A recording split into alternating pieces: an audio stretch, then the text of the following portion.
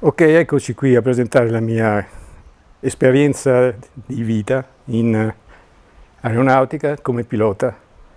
e le mie origini sono varesine, nato a Varese il 21/10/1951 e cresciuto in quella città dove si vedevano tutti i giorni o quasi mezzi che trasportavano pezzi di velivolo del 326 da Varese a Venegono. E per cui le mie origini sono non figlio d'arte, ma potrei dire figlio di un cugino di mia mamma, che anche lui era un pilota militare della Regia Aeronautica negli anni 30, che ha combattuto nella guerra come aerosilurante e nella battaglia di Malta è stato abbattuto. Di conseguenza è stato ripescato fortunatamente da inglesi, trasferito in Inghilterra come prigioniero e poi in Canada e successivamente in America, e lì ha terminato purtroppo la sua carriera di pilota militare, che ha però portato avanti solo come pilota civile quando è rientrato in Italia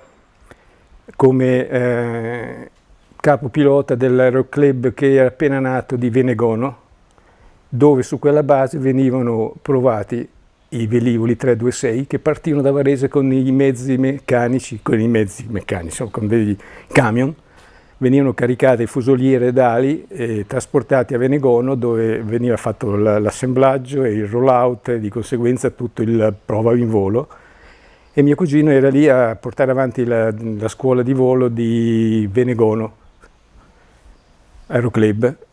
e nello stesso tempo aveva partecipato anche a dei campionati mondiali di volo a vela ed è stato un campione di durata e di endurance sugli allora alianti, che erano quello che erano rispetto ad oggi, niente di particolarmente efficiente. Per cui, conoscendo lui, mi ha introdotto in questo ambiente. Io ho sempre avuto la passione, vedevo questi aeroplani che andavano, venivano, e ho cominciato a frequentare l'ambiente. Ho conosciuto i vari collaudatori tramite lui, Bacchi Bazzocchi, l'ingegnere Bazzocchi, poi Carestiato, che è stato il collaudatore principe del 326, e allora in quel frangente ho acquisito il brevetto di primo e secondo grado, allora venivano chiamati in questi termini, primo e secondo grado civile, e mi ha consentito di avere un po' di esperienza per poter poi partecipare al concorso bandito dal Ministero della Difesa negli anni 72, sì, forse nel 72, e con selezione a Milano, la visita medica, i famosi 3 giorni che hanno portato all'esito positivo, e nel 29 gennaio 1973 è stato il primo giorno di ingresso in accademia come 89esimo corso AOPC. 4 mesi di inquadramento militare, selezione, una cosa e un'altra, e siamo arrivati alla selezione in volo a Latina col P148,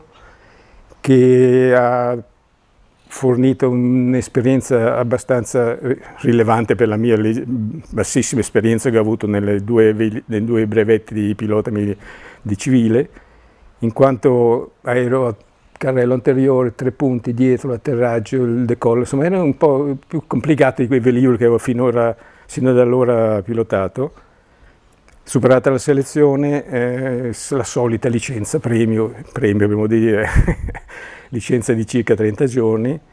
e poi l'assegnazione a Lecce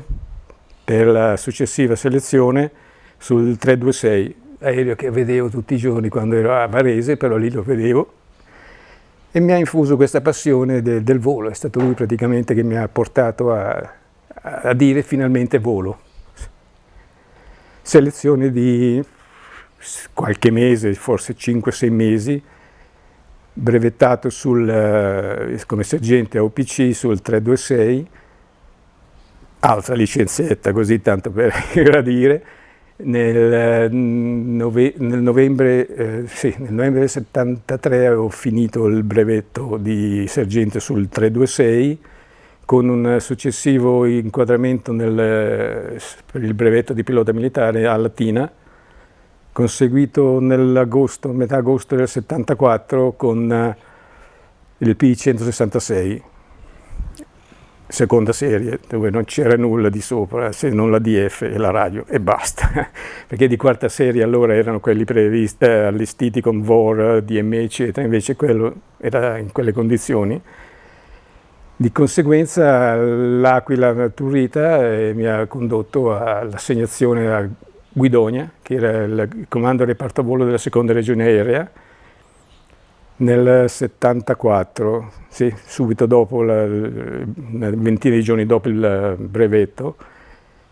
Lì inserito nel reparto, tutta gente anzianissima, ho conosciuto marescialli piloti della guerra, eccetera, e di conseguenza mi hanno introdotto nell'attività di volo del 307° gruppo volo plurimotori, che era montato su C-45, P-166, Dakota e C-45 fotogrammetrico, che era un ibrido particolarmente, di cui dopo ne parleremo per le missioni che facevamo di aerofotogrammetria. Per cui a tutta questa mia attività che ho raggiunto la devo a questo cugino, Gada Costantino. E mi ha portato avanti anche come consigli, modi di vivere in comunità con altre persone, con altri piloti, nell'ambiente militare, eccetera, e mi ha insegnato molto, devo dirlo chiaramente.